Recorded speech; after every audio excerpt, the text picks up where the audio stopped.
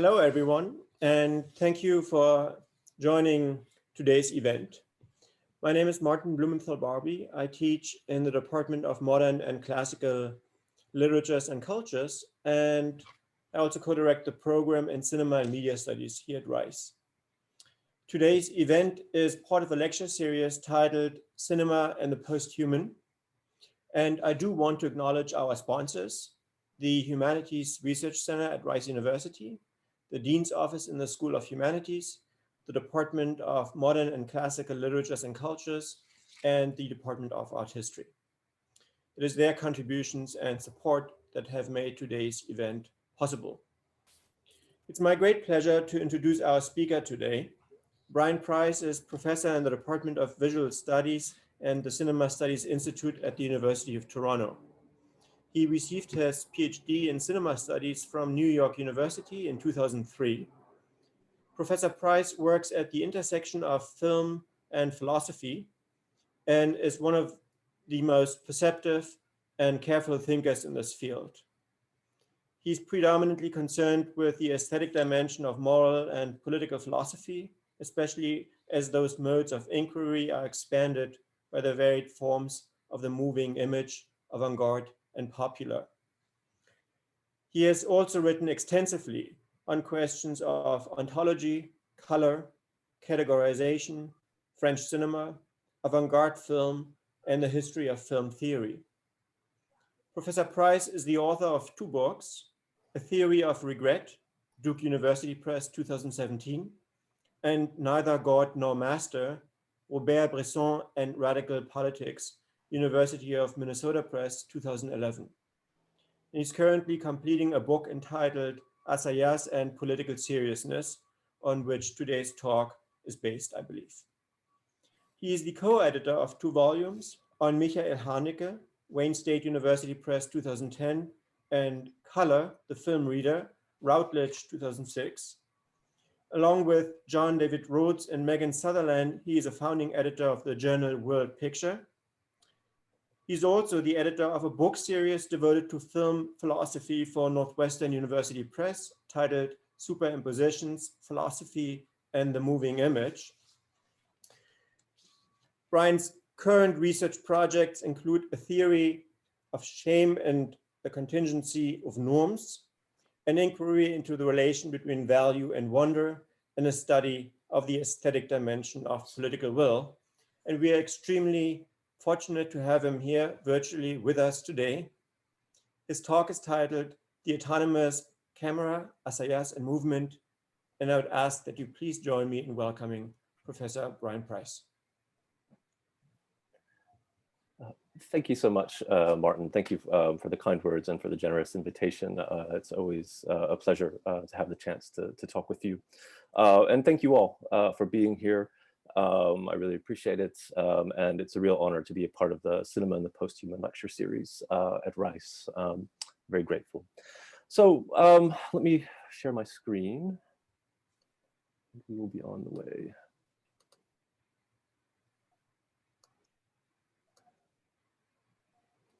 Okay, so this talk will be in three parts, as you'll see. The first, which is quite short.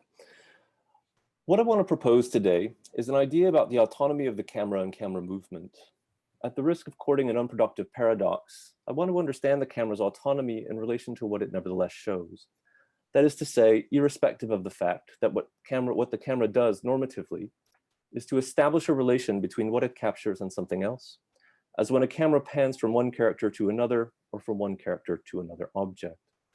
In this sense, I am not concerned to propose an ontology of camera movement, nor an ontology of film that takes camera movement as its primary criterion, so much as to describe what a camera must do in order to be understood as autonomous. However, the effect of such instances of autonomy, rare as they may be, and my examples will come strictly from Assayas's Clean, will be to complicate how we understand political ontology, especially when film is placed at its foundation. The less worrying paradox here, from my perspective, is that we need to achieve or identify moments of autonomy precisely in order to see that we are also always immersed in or at the ready to return to the condition of its opposite. But I can only bear this claim out by pursuing the difficulty, perhaps the impossibility, that inheres in the idea of autonomous movement. Section 1. Noticing a camera. As many have noted, camera movement is notoriously difficult to conceptualize, despite the fact that it is also among the easiest of stylistic elements to identify in a film, not unlike color. Among things moving in the frame, common sense tells us that what moves most is not the people or objects we see coming in and out of the frame, but the frame itself, even though we need people and things to move in the frame in order to understand the frame as something moving independently of what else does. And despite the fact that, in most cases, the frame is the only invariant before us. In putting it this way, I mean to extend the distinction that Stanley Cavell famously made in The World Viewed between painting and photography, and ultimately cinema. As Cavell put it there, quote, "A painting is a world, a photograph is of the world," end quote. For this reason, Cavell suggests that, quote, "Objects in photographs that run past the edge don't feel cut," end quote. One consequence of this for Cavell, as we know, is that cinema and photography bear an especial relation to thinking, as when he says, quote, "A camera is an opening in a box. That is the best emblem for the fact that a camera holding on an object is holding the rest of the world away. The camera has been praised for extending the senses. It may, as the world goes, deserve more praise for confining them, leaving room for thought." So in this sense, we can say that our most ordinary assumption, that we know camera movement when we see it, depends on the ways in which the four sides of the frame remain constant and block out whatever else moves, even when things and objects move in and out of the frame. This blockage, in other words, is how we both come to regard anew the ambiguous immensity of the world beyond the frame, and also how we remain in a state of heightened attention to what appears in the frame. Perhaps one thing that we can say already about camera movement, or simply the frame, is that it obviates a philosophical conundrum, that we can only know something if we exclude nearly everything else. Cavell, of course, would likely have said that this state of heightened attentiveness does not enable us to know what we see so much as it provides us with the occasion to acknowledge it. This is also a way of understanding the autonomy of the camera, insofar as the camera is understood to be neither a continuous feature of the world, insofar as the edges of the frame do nothing more than remind us of an immensity it cannot hold or describe at once, nor that it is a continuous feature of human being, insofar as the camera screens us from the world. In Cavell's formulation, the camera retains its autonomy by virtue of its disappearance from our sight, even though it is responsible for what we see. However, as Ryan Pearson has recently suggested in Figure and Force and Animation Aesthetics, one of the problems with Cavell's formulation of the frame as a limit that indicates a world greater and more ambiguous than what we see before us can be understood with respect to camera movements. There, Pearson writes, quote, "This is not to say that a film with no camera movements cannot be a world, or that the concepts of picture and world are mutually exclusive, but a moving camera, by its concrete acknowledgement of the partiality of its views, makes a point that is not necessarily the case for a static camera.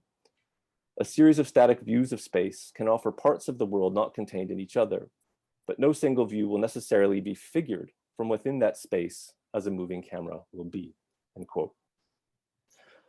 What Pearson rather importantly indicates here is that it is simpler to describe a still photographic image in terms of automation, and autonomy is what follows from automation, than it is an image that moves. But what if, as Pearson suggests, the camera is figured by movement? Typically, we do not see the camera when it moves any more than when it remains planted in place. And yet, the motion of an otherwise stable frame figures a camera insofar as motion makes us aware of the camera's presence. And if we are aware of its presence, we are also aware of the camera's operator, no matter what name we give to that operator, most often the name of the director, sometimes the cinematographer, or more narratively immersed instances, the name of a character, as when the movement of a camera implies point of view. In this sense, a camera movement cannot be autonomous, since the fact of movement, or what we sense to be moving under the most control among all that we see moving before us, normally implies a relation to human effort, persistence, or else subjectivity. One consequence that Pearson draws from this observation is that the camera is most often figured when animation tends towards more narratively and socially conservative instances. That is, when the mise en scène of the animated work establishes a roughly realist horizon when it otherwise has no technique-based incentive to do so. As when pieces move from still frame to still frame, so as to imply what Pearson calls perspectival movement, or the figuration of what we cannot actually see, and that was not in fact ever there, at least not in the way that the camera appears to move. In this case, the human is indicated in works where no human was captured live before a camera, and where no human is needed, technically speaking, to move a camera. And most importantly, what we take to be a moving camera in animation may indeed be a camera, just not the one that actually moves in the way that the movement we see implies. Put differently still, perspectival movement does not directly index a camera that it nevertheless indicates. And yet the implied presence of a camera matters to our recognition of the image before us as both a world and a perspective on that world. The alternative to this in Pearson's study is a more abstract use of animation, by which worlds are not compelled to be perceptually realistic and thus easily subject to politics, at least insofar as we understand the political as an aesthetic proposition of what a world can or should look like, including how one thing relates or should relate to another thing.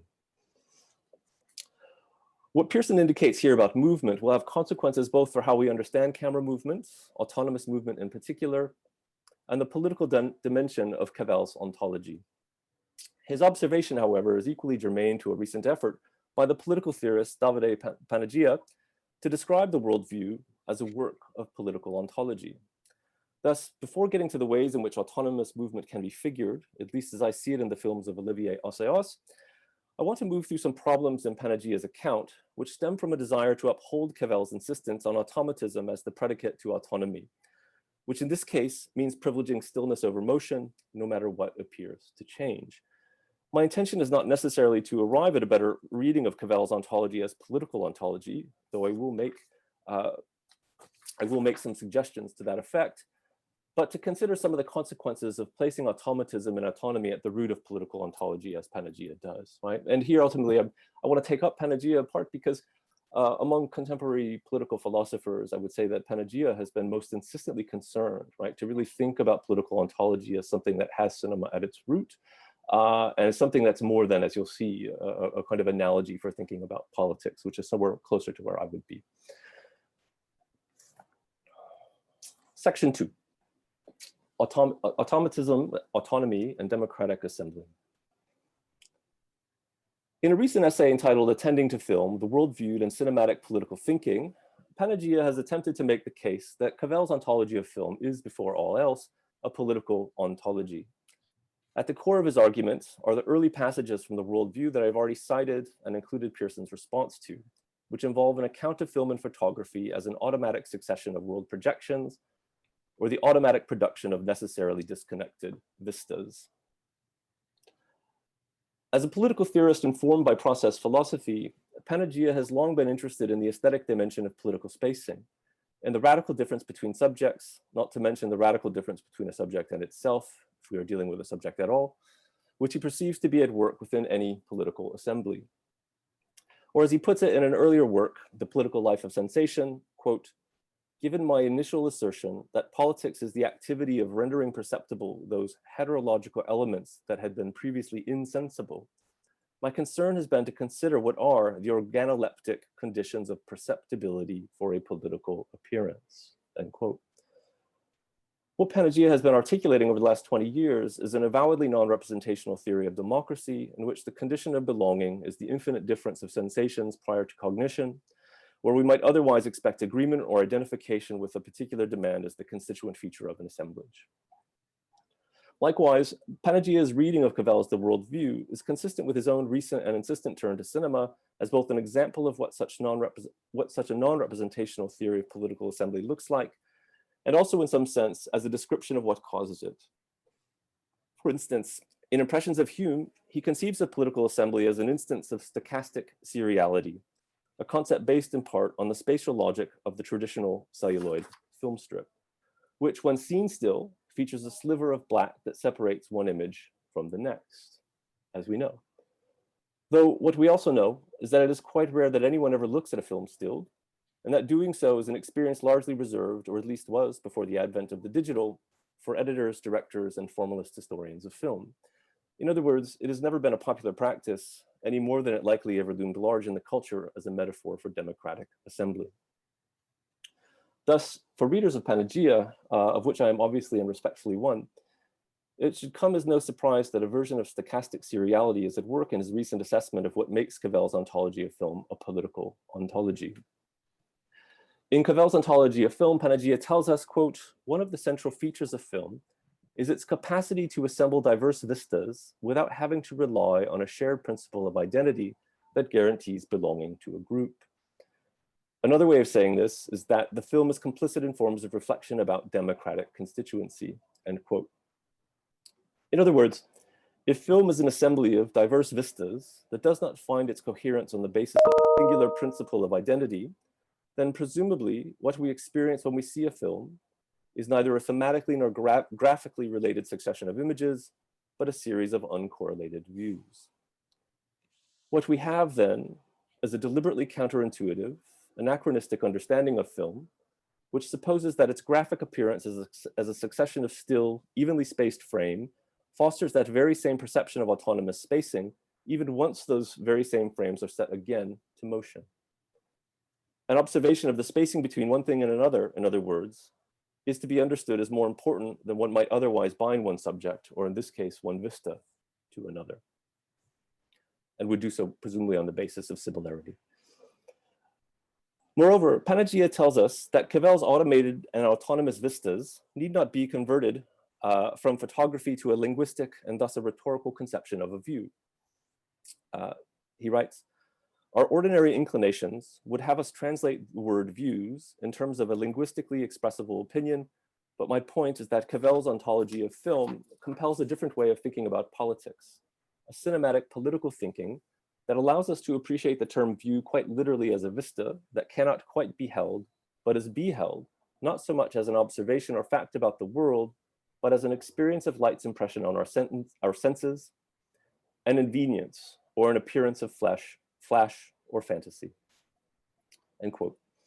In other words, in an attempt to reckon with how Cavell's views model a form of democratic assembly, Panagia resists the most obvious reading of a view as a synonym for opinion, which would, if taken seriously, bring out something more like an agonistic model of assembly that follows from an automatism. Of course, what an exchange of opinion in an agonistic relation might lead to, obviously, is agreement or else respectful disagreement. But instead, Panagia regards change not in terms of what becomes of a relation between one thing and another, but in the advenience of an appearance within each autonomous vista. The advenience of an appearance, it should be noted, is a concept that Panagia has derived from Barthes's Camera Lucida, where it is said that the punctum advenes, and does so for Barthes strictly in relation to photographs and expressly not as cinema, and always as the emergence of an insight that belongs to the perceiver alone, even if that insight can be communicated to others. If the advenience of appearance within an autonomous vista marks the democratic character of Cavell's ontology, then what must we make of the ordinary perception of narrative film as graphic or thematic cohesion, as I would put it? Likely, Panagia would describe such perceptual acts, as he does in the political life of sensation, as instances of what he calls a narratocracy, which, quote, refers both to the governance of a narrative as a standard for the expression of ideas and to the rules that parse the perceptual field according to what is and is not valuable action, speech, or thought.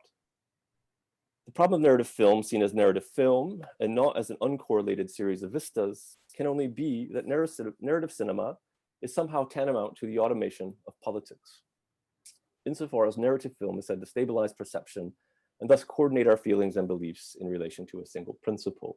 So in this sense, I would say that Panagia defaults to the same basic position that apparatus theory takes in the 1960s, and that is a kind of common feature of political modernism, as somebody like D.N. Roderick has construed it. And yet, Panagia's account of what makes Cavell's ontology of film a political ontology, and an expression of democratic assembly, moreover, depends entirely on a substantial ontological claim about automation. In some, Panagia writes, quote, I see this caring about democratic assembly formation as a formal concern in Cavell's ontology that is premised on an intuitive refusal, Cavell's refusal that is, to maintain a strict ontological distinction between humans and machines.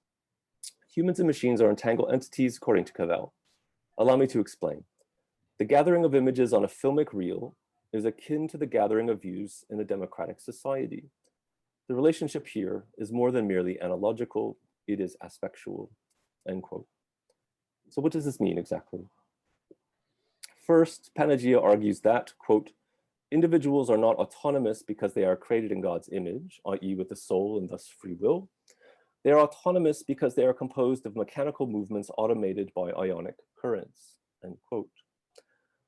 The relation between human and machine need only be more than merely analogical, as Panagia has it, if one requires a fully automated conception of democratic assembly.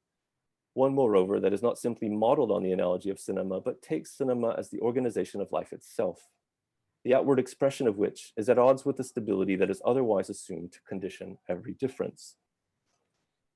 It is also a filmic analogy that runs much closer to the abstract film, about which Cavell had little to say, than studio-made narrative films, which Cavell obviously adored. More simply, if what we have is a fully automated conception of democratic assembly, how democratic can it really be? For one thing, the positions in that assembly, when understood as automated vistas, presumably never change, in which case stochastic seriality is not so different from what Panagia calls narratocracy.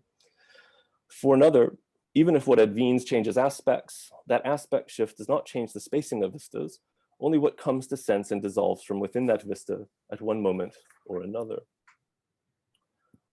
What is ephemeral and subject to change is, in other words, ultimately undergirded by a technological foundation that is hard to distinguish conceptually from a metaphysical ground.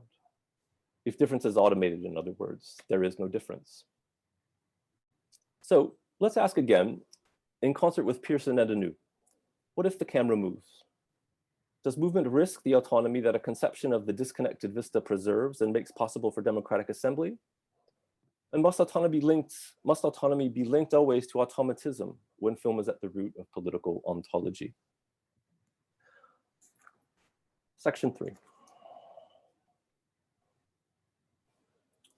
One immediate answer that can be given to these questions is that automatism has never really implied autonomy, especially not if we believe, as Panagia does, that there is no substantial ontological difference between humans and machines.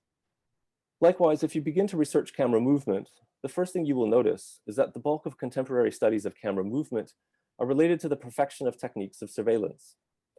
Consider one telling and rather typical instance, the title of which describes everything you need to know about it.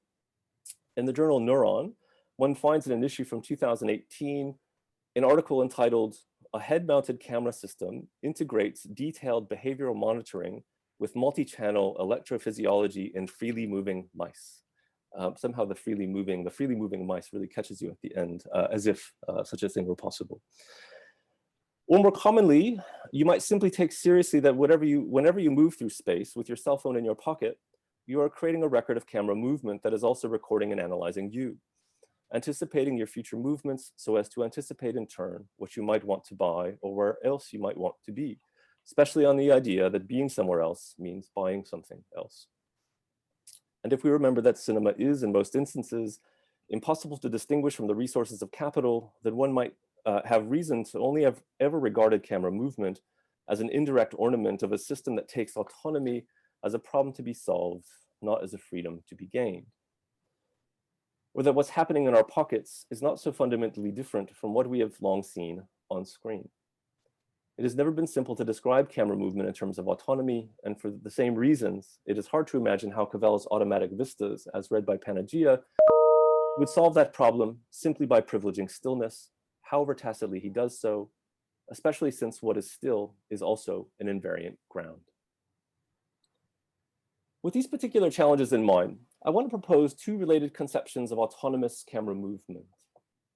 My first proposal then is that camera movement is declarative. The second is that camera movement, if not the perception of movement in general, is hegemonic. To give you a sense of what I mean, I want to show you two examples from Olivier Assayas' 2004 film, Clean. But before that, perhaps a little context about the film itself. Clean is a film about forgiveness, about what it means, as Derrida once demanded as the criterion for forgiveness, that one must be capable of forgiving the unforgivable. The film centers on the character of Emily, a superannuated rock star whose career was brought to a halt when her partner and the father of her child overdosed on heroin after a show in Hamilton, Ontario, and from the drugs she herself scored for both of them.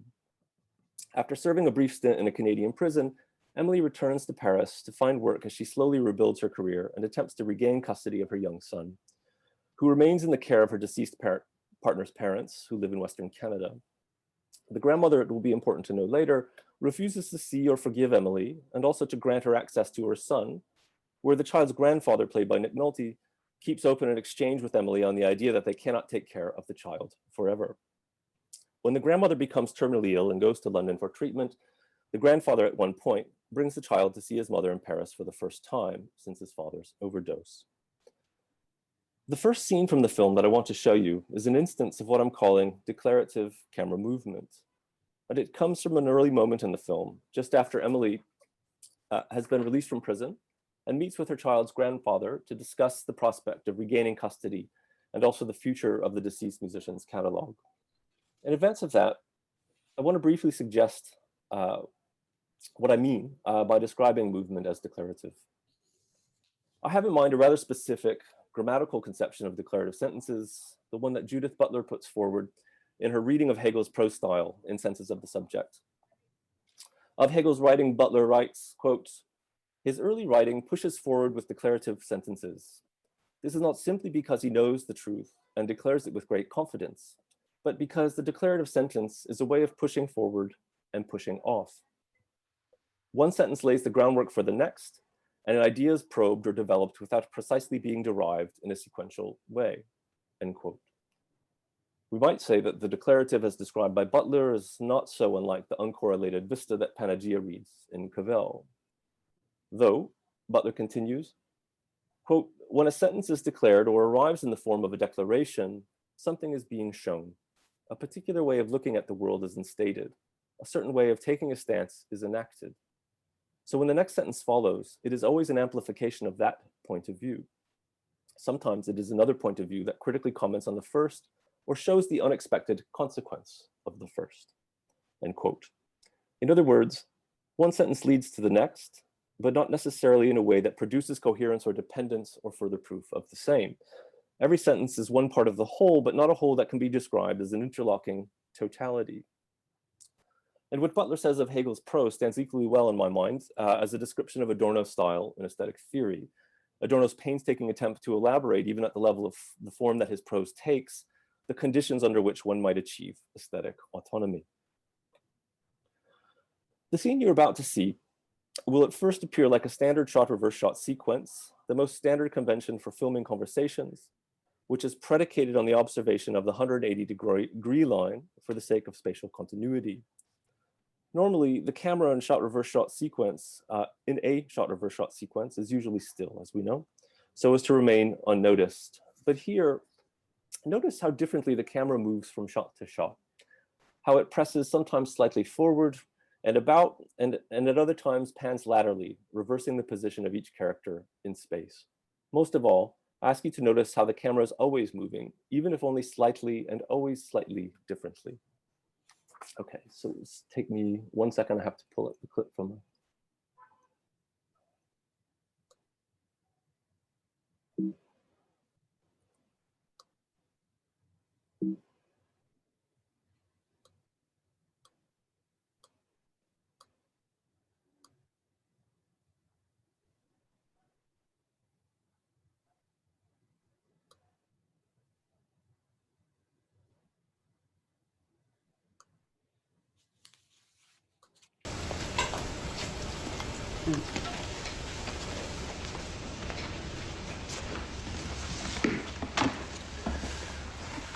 I've been trying to work out lease contracts for the different record companies.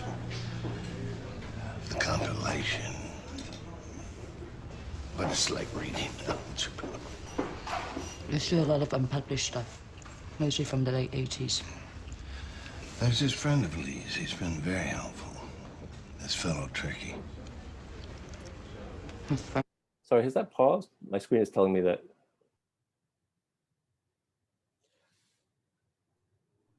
Have you seen any of the clip yet? I think if you, Irene asked if you can share the QuickTime screen. I thought that I had, sorry. No problem.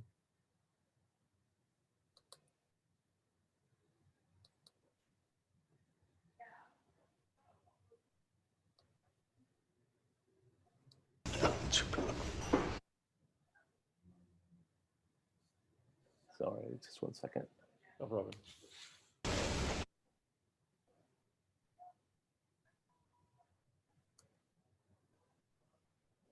Going away. Wrong.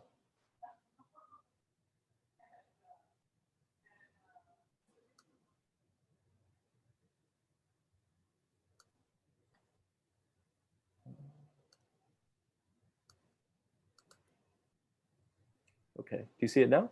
Yep. Okay.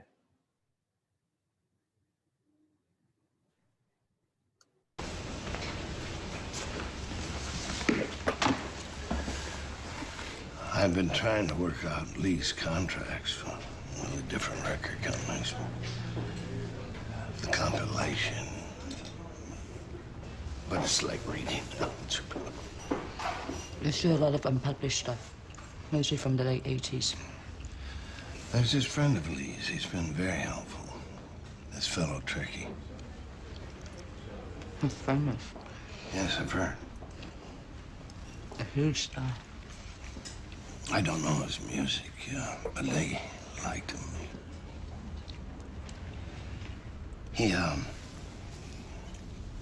He's been faithful to their friendship. It's very unusual. Since Lee died,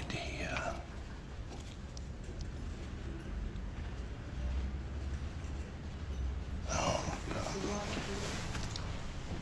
I'm sorry. It's hard, right? Are you all right?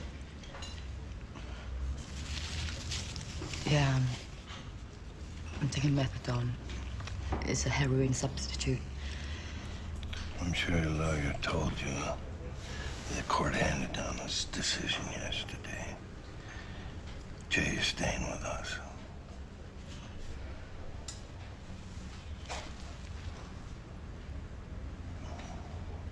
Father dead. Mother in prison. Yeah. No home, no job, nothing. Okay. Can you hear me if I leave the video on the screen? Yep. Okay. All right. I take this sequence and the camera movements that make up each shot within it, no matter how quiet, no matter how barely perceptible those movements are, as a visual correlative of the declarative sentence in the sense that Butler gives to it. That is, by virtue of the difference of each camera movement across shots, each one can be said to be a statement of fact, as one typically says of declaratives, but one that does not lead to an integrated logic of the whole, right? Which reason. Rather, in this conversation, each movement is visually distinct from every other. And as you will have noticed, even the 180-degree line is traversed, a move that makes conspicuous the visual discontinuity of space, where we are accustomed to finding only continuity, not to mention the difference between one camera movement and another. Here, one shot follows another, but does not find coherence and continuity in the other. Rather, each camera movement remains autonomous within both the whole of the sequence and the whole of the film, but not, however, from the bodies before it. As a form of declarative movement, these shots create a dislocated ground, visually and conceptually speaking, that renders judgment difficult insofar as no single view is privileged or repeated any more than characters are rooted in space in a particular way. That is to say, a judgment about Emily does not determine spatial relations in advance. And while I can't pursue the thematic implications here, suffice to say that the visual style I'm describing in relation to the larger question about how forgiveness requires, before all else, an ability to regard someone or some event in more than two equally opposed ways, while understanding that all of those ways relate nevertheless to a single event. More to the point here, I want to note that declarative camera movements, such as we see in Clean, are well described by Cavell's suggestion in the worldview that, quote, the camera is outside of its subject, like I am outside of my language. That is, Assayas's camera, we can say with echoes of Cavell, merely acknowledges the people before the camera, both of whom are finding their way through the trauma of a loved one's overdose and its immediate consequences. Neither the camera nor its operator proposes to know anything foundational or consistent about either of them. Rather, the variation in movement from one shot to the next indicates the opposite. If movement figures a camera and thus an operator, or what Cavell calls a human something, said operator is at best merely opening questions, one after the other, rather than rendering a judgment that can only ever be based on the conformity to a stable logic that describes and exceeds every instance, or a singular logic that binds one declarative to the next as further evidence of the same. In other words, when movement figures a camera, what it indicates is not the unflappability of an automatic process, but a human something that determines what the camera shows, while indicating, by way of those very same traces, a sense of vulnerability that should mitigate against any assumption that these same signs of agency and control are predicated on or give us access to epistemic certainty or ontological force. What the camera declares, in a sense, is that it does not know. Despite the fact that what each camera declares is that it does not know, so to speak, I want to describe such instances as declarative precisely because what these shots express is the affective dimension of a search for a way to think unification on the basis of difference. Each movement might be different, but what binds each is a conversation between Emily and her father-in-law. This is where declarative camera movements depart from the logic of spacing and difference that Panagia's model of the democratic, this is where declarative camera movements depart from the logic of spacing and difference that we find in Panagia's model of the democratic vista, or his reading of Cavell, probably put. That is to say, declarative camera movements provide divergent views of the same event, even if what they most plainly do is disrupt a sense of continuity in the spacing of bodies within the visual field. That is, the point of democratic assembly, I take it, is not to clarify and celebrate the gaps in the social, the space between you and me and what each of us uniquely, abstractly, and sovereignly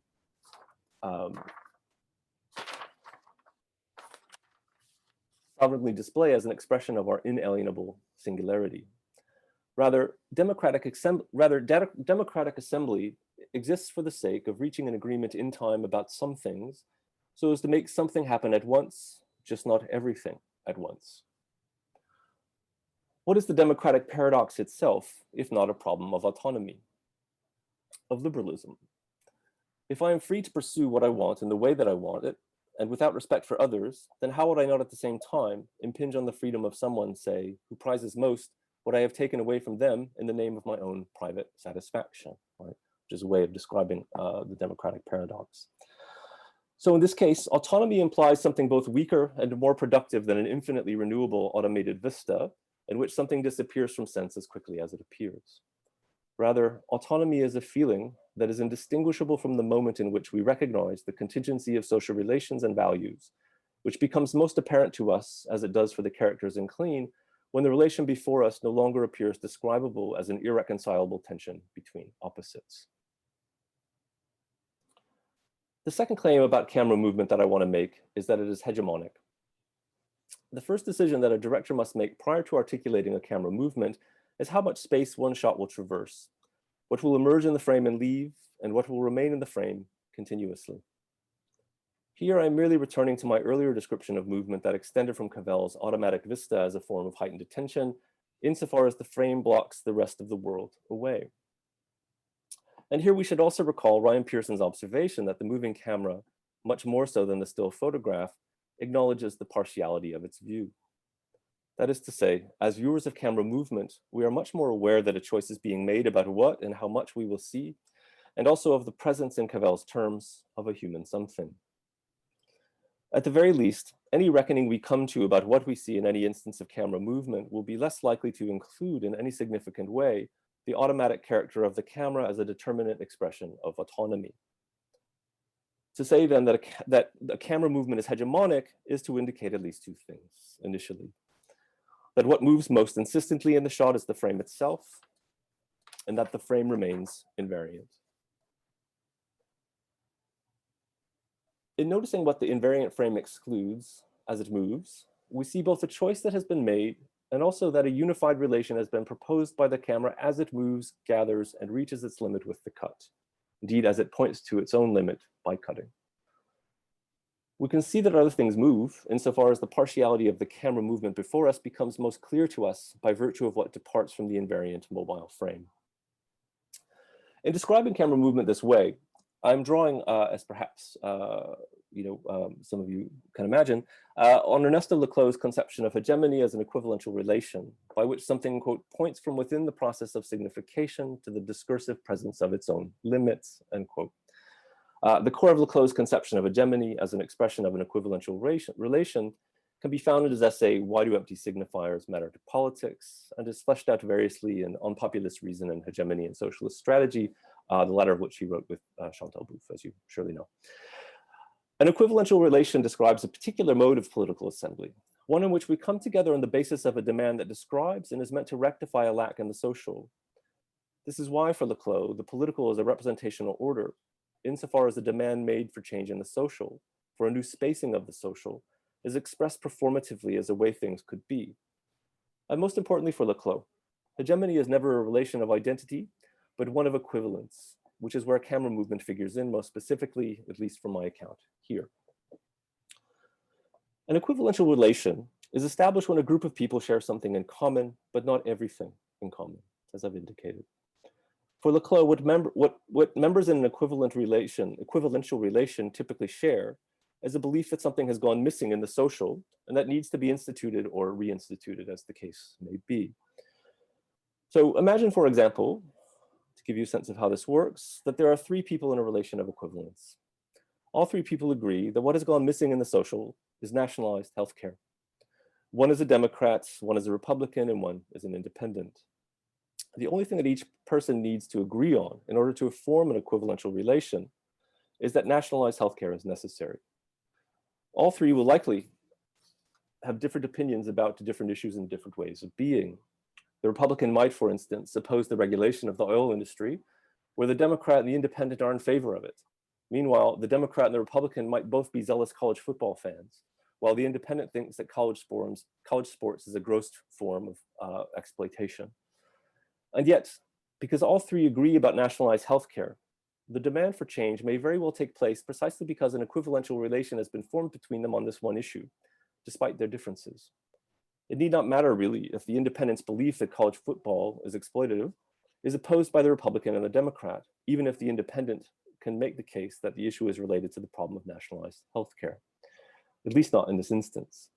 For in an equivalential relation, difference is merely de-emphasized and never disappears wholly from view, or does not need to anyway. The point of any hegemonic relation is not absolute consensus, but minimal agreement.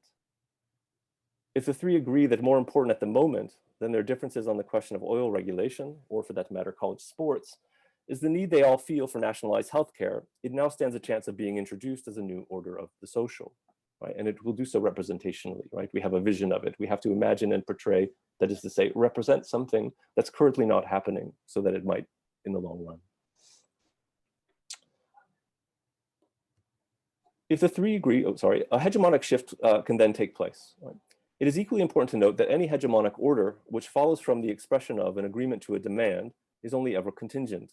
It can always be undone by the differences that remain in view, especially say if the Republican comes to believe at some point that the deregulation of the oil industry is more important than nationalized healthcare and manages to agree with a substantial body of others who are emphatic on this point, even if not on any other, right? And the other aspect of this is to say that one of the reasons that I think people typically have bristled at Leclau's conception of hegemony is that it doesn't guarantee anything for the left, right? It just describes political movement as such, right? All political change is hegemonic change. And just because the right can mobilize it doesn't mean that the left can't mobilize it equally or collect the same number of people. They're just never going to do it on the same basis, right? And it's never going to be under the same heading. Okay, in saying that hegemonic relation is a relation of equivalence, what we are identifying is a community that is not predicated on identity all the way down, but on partiality, on the kind of partiality that camera movement accustoms us to, even if it does not come to thought as such. By extension, or perhaps better to say a reduction, a camera movement is hegemonic in that its partiality is always present insofar as movement figures a camera and thus a human something, which attunes us to a selection of coordinates that will constitute what remains unified in and as a shot. The partiality indicated by movement, and including the people and things that move in and out of the frame, are things merely de-emphasized. Because not everything holds within the frame, we know that the shot can always be otherwise than it is. It could just as easily have followed the character who has passed out of the frame as the one who remains before it. If everything moves, and we have no reason to say otherwise, then one cannot describe all that moves at once. One needs simply to draw a limit around objects, human or otherwise, and otherwise, to both express and identify a movement. We have to establish a relation between some things and not others, on the idea that what moves beyond the frame moves autonomously, but only with respect to this frame, but not necessarily or likely from any other. Let's say then that film matters to political ontology, insofar as it gives us a sense always of how the social can be refigured hegemonically, but it does so as style and without respect for a medium-specific conception of film that a link between automatism and autonomy requires. If autonomy follows from automatism, then there is no autonomy. As style, film makes the processes of social relation conspicuous, and that it often supplies us with examples of how the perception of movement requires the de-imposition of difference. But it is not a process that depends on film either. As an example of what I mean by hegemonic movement then, I want to show you a different camera movement from Assayas' Clean. The scene you're about to see consists of two parts and takes place in a zoo in Paris, after the grandfather has brought the child to see Emily, his mother, for the first time since his father's overdose. In the first, you will notice the child confront Emily about his belief that she is responsible for his father's death. And clearly the child is just repeating the words of his bitter grandmother, has been drawn wholly to her side. Assayas films this initial confrontation in an antagonistic shot reverse shot sequence, or antagonistic seeming, I should say, one in which each character will be staged in their respective shots from different graphically incongruous positions. That is to say, we see the son in profile and Emily face forward, which means that Assayas' camera occupies a different view of the characters than they have of each other. The camera, we might say, establishes its autonomy from both subjects. After the completion of this sequence, Assayas cuts to a long winding camera movement that unites the pair in a single shot as they move through the zoo together, and as she offers her son a frank explanation of her view of what happened. As the shot begins, right, the long traveling shot that you'll see after the shot reverse shot sequence, as the shot begins, I ask you to notice that the camera is not determined at first by the camera's movements in space, as camera movement often is. Rather, the camera moves laterally as mother and son move roughly forward and move sometimes in front, then to the side. And I ask you to notice as well the simple fact of the other people who come in and out of the frame, and also the ever so slightly jagged movements of the camera, which indicate a human something, or rather a sign of agency and of vulnerability.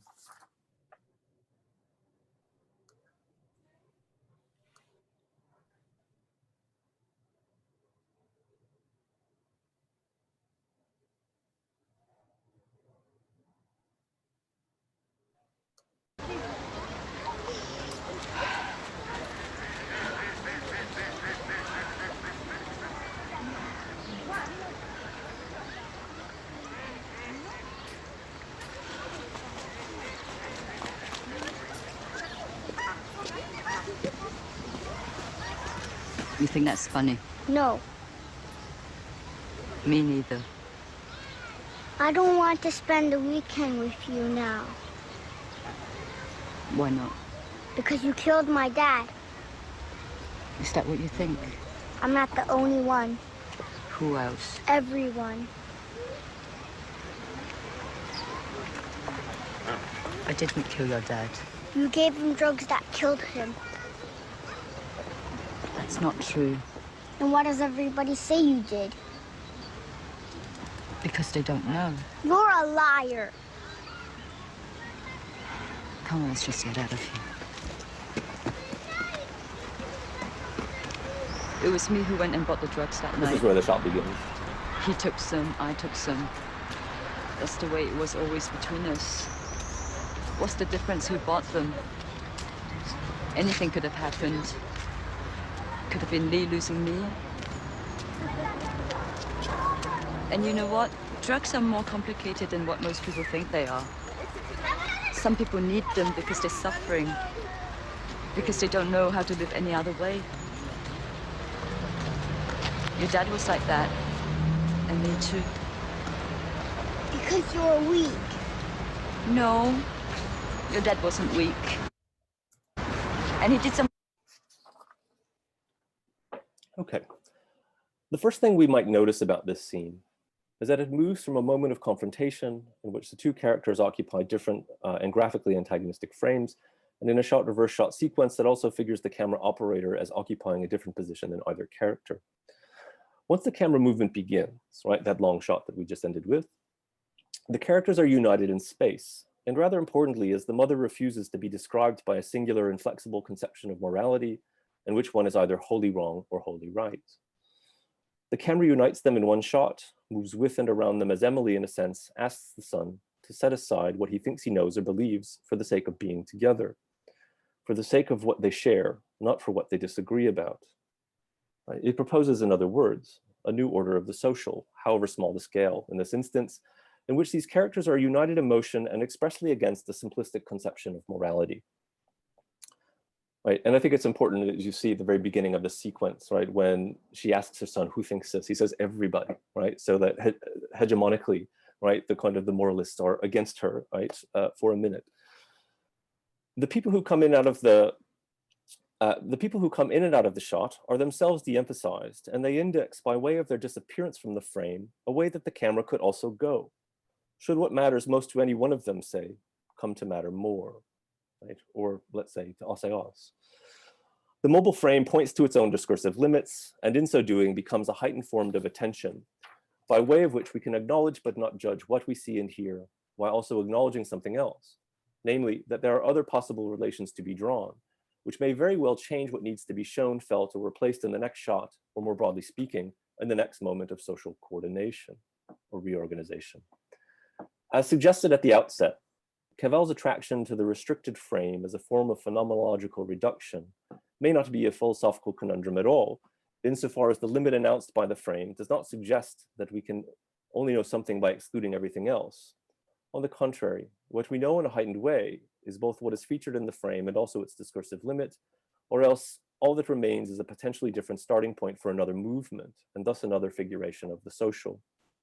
The attentive frame, then, is to be regarded less for its epistemic clarity than for its capacity to figure unity on the basis of what is only minimally shared, while indicating always, and however fleetingly, the differences that could form a relation of equivalence under a different heading. Seen thus, the camera's autonomy is not derived from or even beholden to its automatic character as a technology. Rather, the camera's autonomy is predicated, however paradoxically, on the exposure of its discursive limit, which is what movement makes abundantly clear, whether it's declarative or hegemonic. Right? And one way of thinking about declarative movements, if you accept this argument, right, is that it's the beginning of a hegemonic movement. It's the opening up of contingency for the sake of social reorganization. Crucial to camera movement, as we have seen, is not simply what appears continuously within the mobile frame, but also what departs it. It is also what makes camera movement a metaphor for and a constituent feature of political ontology. Insofar as what the camera expresses, it also acknowledges as partial, as subject to conversation, debate, and redescription. Nothing remains in place except the frame. And camera movement shows us that there is always more place. Thank you. Thank you, Brian. It was wonderful. Thank you, Martin. And we do have time for a Q&A at this point, and there are two ways in which questions can be asked. The one way would be typing questions into the Q&A box, and the other option would be to raise your digital hand, and then we would just grant you access or grant you access to the panel. So one of these two options will work.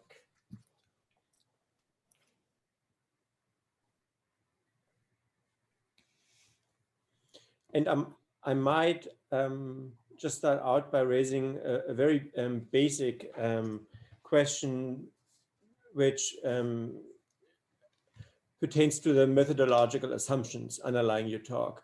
I mean, the two main players are Assayas and then you frequently draw on Cavell. And I can see how Cavell is a very productive intertext. And at the same time wonder whether you found Cavell to be resistant to that kind of dialogue at some point, whether there are moments in Cavell that do not lend themselves to the kind of dialogue that you stage. Yeah, thanks. It's a really it's a good question because the immediate answer is yes. In a way, I think that as I continue to flesh this out, I'll come back. That's a question I'll answer, I think, fairly directly, because in some ways, it's not so much Cavell that I'm concerned with here as the way that Panagia mobilizes Cavell, right? So that ultimately here, I take Panagia quite seriously, and I think that, as I said at the outset, I think that this is somebody who is, as a political philosopher, who's really trying to kind of bring film as far into political ontology as is possible, right? Too far, as far as I'm concerned, for precisely the reasons that I say. But it's odd to me that he does it by way of Cavell's The World View, right? Because I do think I completely share his opinion, and I think it's true of a number of political philosophers today, right? That there is a sense that Cavell's work and that Cavell's work on film has lots to offer political philosophy, but it's not the worldview, right? To me, for example, like what a longer version would do, or the way I will answer your question as I continue is that really there is a kind of a better rhyme with what Assayas's camera movements do, and also with Lecaux's conception of hegemony, which is pursuits of happiness, right? Where Cavell is really talking about what does it mean to sort of sustain a marriage, right? And so if we just think of marriage as this kind of basic social unit that is not hard to sort of redescribe in terms of politics, the question that he asks in that book is really simple to ask and hard to live, right? Which is to say, how do you find different ways, right, of describing, right, your relationship, of being together, so that you can remain consistent, right? So that consistency, ongoingness within a unity depends always, right, on a kind of infidelity to what you've subscribed to, right, in declaring your love to another, right? And so in that sense, right, I think that it's quite important in Cavell. He doesn't exactly put it this way, but I would, right, which is that continuity is predicated on infidelity in this sense, and so that gives us a way of thinking, right, analogously about a kind of mobile frame that has things coming in and out of it, and but I think the reason that the reason that I think Panagia does this is fairly obvious, because he's just dealing with that short section at the beginning of The World Viewed, where Cavell is making the kind of basic sort of ontological distinction between cinema, photography, and painting, right? The kind of medium-specific one, which is interesting to what he does. But Cavell, for example, even the question that Ryan Pearson asks about Cavell, in a way, Cavell would answer. I mean, he does talk about camera movement quite interestingly in The World View, but it just doesn't have an obvious political valence for me. So for me, I think it's a more interesting book for Cavell in terms of for his epistemological questions, right, or the way that he regards skepticism, more than the way that he thinks of unification. Thank you.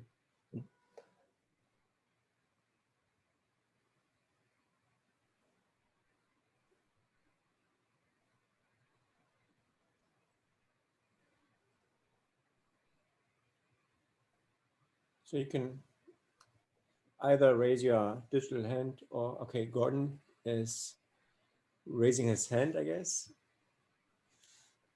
Can you hear me? Yeah. Okay. All right. Well, I really enjoyed your talk. Thank you so much. Thank you. I have a question about aesthetic agreement. So, which seems absent from your talk. So in Must We Mean What We Say, Cavell has a lot to say about aesthetic agreements. And in particular, they're distinct from scientistic or mathematical forms of agreement, which are guaranteed. Yeah. So when scientists put forward a proposal, there is an expectation through the process that agreement is effectively guaranteed if it can be proven, and so on. With aesthetic agreements, what the critic has to do is, for Cavell, is assume agreement through a kind of introspective process, which she describes as a form of honesty. So you're honest to yourself such that your inner experience will resonate with your audience in the effort to assume agreement. And he connects that to moral agreements. So my question is, it seems as if you, in effect, as a critic, are performing the very claims that you're making through a kind of aesthetic reading of camera movement. Would that be a fair assessment? Yep. I mean, I think that yeah, for sure, it's interesting. I appreciate your question, and I see what you mean, and it's funny. It's this particular talk is a particular kind of outtake from the book, in which I'm really trying to raise this question about theoretical question about the camera. In a way, when I talk about clean in the film, I'm doing a different kind of thing, even though I'm using those shots. But in the book, the way that you're describing aesthetic agreement in Cavell is utterly in sync with the way that what I'm trying to do in this book is to develop a concept of political seriousness that follows from both the way that Cavell conceives of seriousness when he asks, like, why wouldn't I take myself seriously, like in this most basic way, that has an aesthetic dimension to it, but that also rhymes with Alexander Garcia Dutmann's idea of aesthetic seriousness, which also comes out of Adorno, in which we make something in ignorance of what it is, right? So that you know when it goes wrong because it becomes a kind of reflexive self-duplication,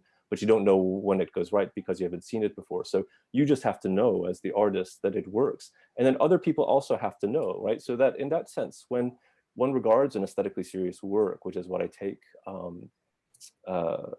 Assayas to be, and to be thinking through actually quite specifically, that the way that community formation comes, right? I think it's another way of describing honesty, right? As you're mentioning in Cavell, but that there's a kind of responsiveness, right? That so social cohesion would follow from this this kind of recognition of seriousness, even if we can't bring it to language. And that rhymes, that kind of crosses over, right, with Leclos as well, right? For thinking about hegemony is ultimately an affective, like it comes into existence affectively, right, representationally and affectively. So in one sense, like I see why you're pointing that out. It just hadn't occurred to me necessarily to kind of take that up as a problem of camera movement, although now I definitely want to think about that more. But it's absolutely consistent with the way that I agree with you. I understand Cavell that way as well, and that super important, I think, to what Assayas's films do, and certainly is the way that I want to describe them, because basically the move that I'm really trying to make is to say that ultimately that we have the best way to complicate morality to politics, right, to arrive at a politically serious position, that we have to first complicate, like, sever aesthetics and morality from these kind of categorical determinations, which is where seriousness emerges, right, or aesthetic agreement, when one has simply nothing else to say except this is what I think, and I hope it works. Right. I mean, the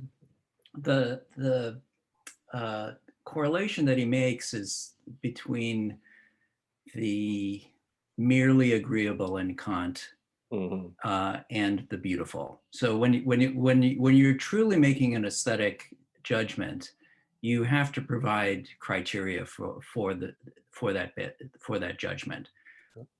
When something is merely agreeable, you just simply like it.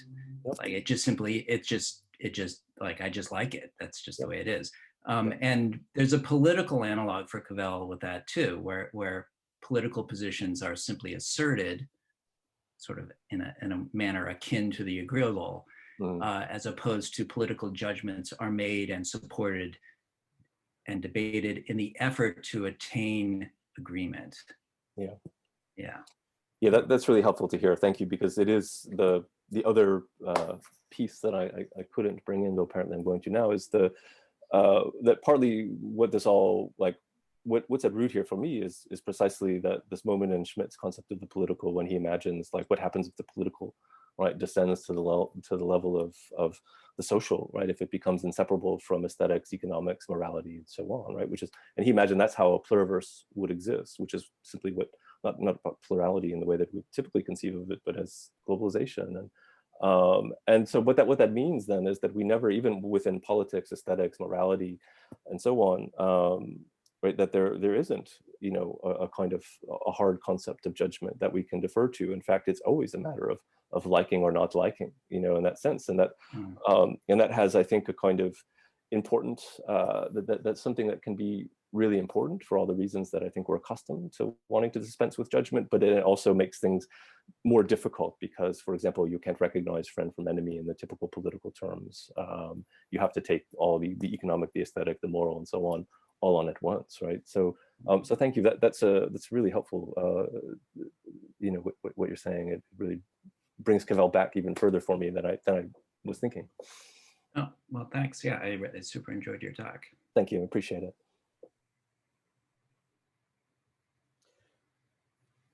I might just ask a very quick follow-up question. I mean, this analogy that we are now touching on between the aesthetic and the political and the question of judgment, which somehow can be situated in both realms and different on, I mean, depending on whether one talks about Cavell or Hannah Arendt, who was very much concerned with this. Those two realms might actually overlap. And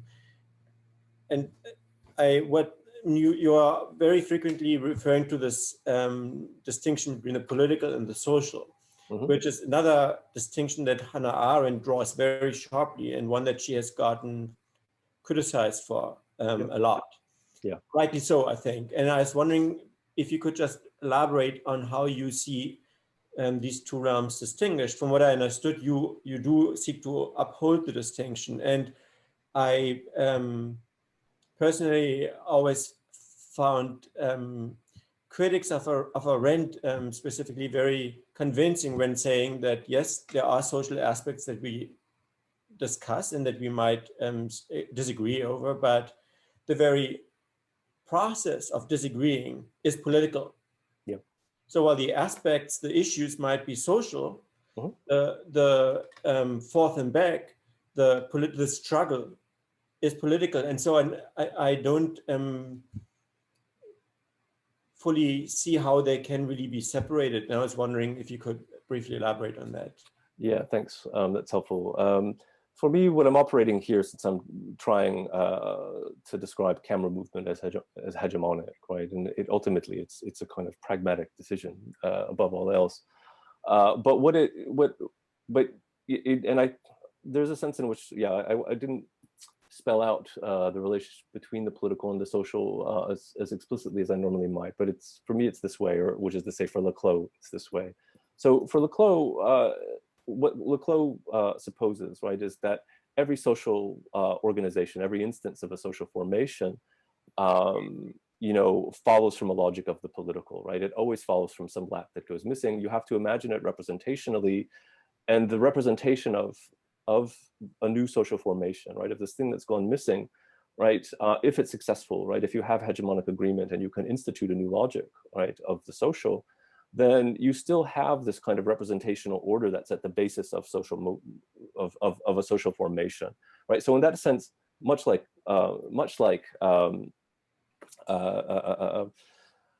Arendt, you can't make a complete separation, right? You can make a separation insofar as it can be useful, just as Schmidt saw it, to sort of separate, right, political arguments, right, from the other spheres of social activity.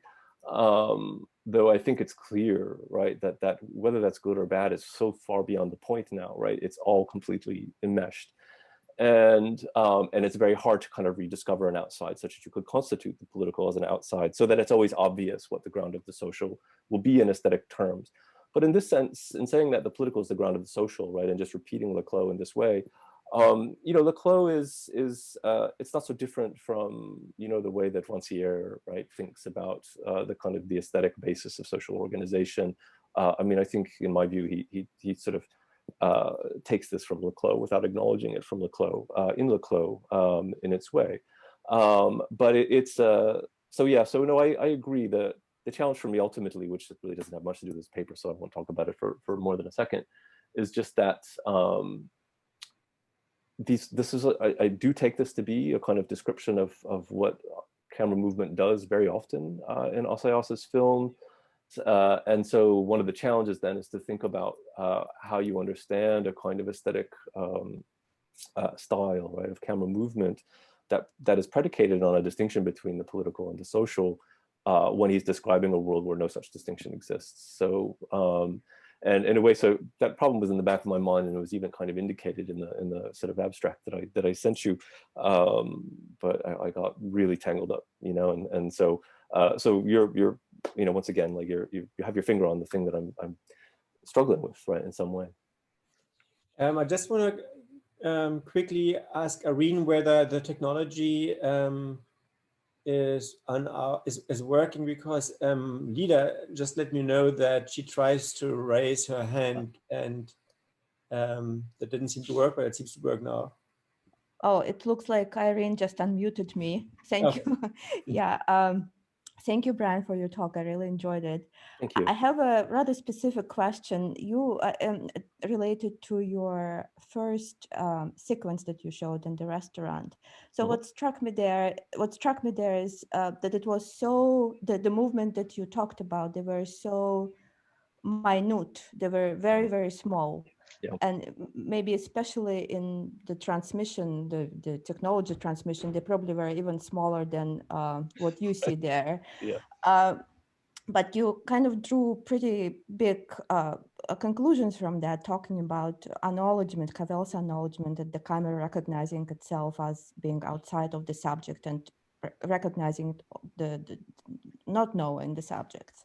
So so I guess I have two questions. One, these movements seem to be unmotivated. Essentially, they were not needed for what we need to know from the sequence. So is unmotivated, is the movement being unmotivated central to this idea of autonomy that you're talking about? And second, again, because they were so minute, would one find this kind of movements, you know, in many, many films, or do you see it as very limited?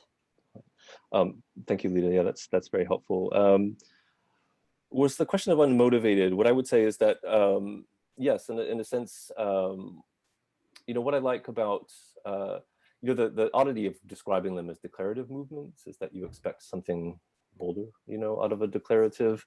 But in some ways, and it might be just as easy, I kind of slip at one point in the talk and say that it's a question more than a declarative, in part because it's simpler to think of a declarative. I think it's closer to what cameras do than trying to kind of figure out what it means to think that a camera is actually asking a question, right? In this sense, but I do think that it's unmotivated precisely in the sense that Cavell gives, right? That the camera is outside of my language, like I'm outside of my subject.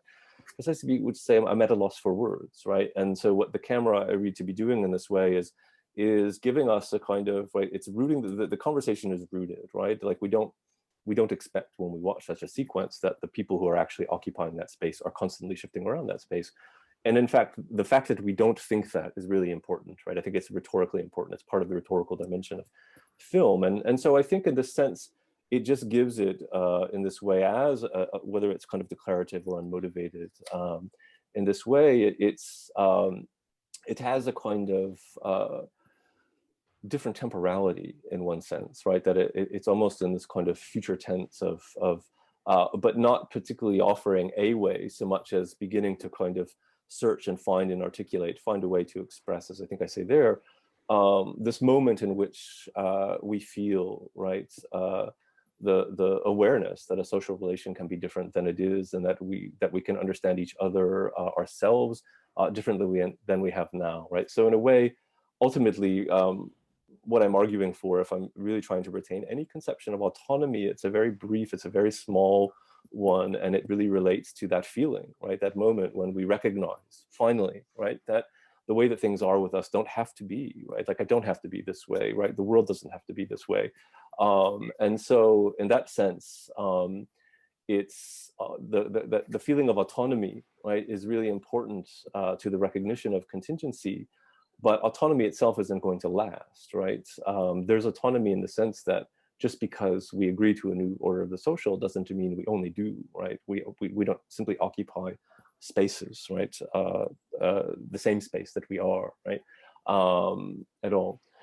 In terms of the second question, I think probably like, are these kind of small movements perceivable elsewhere?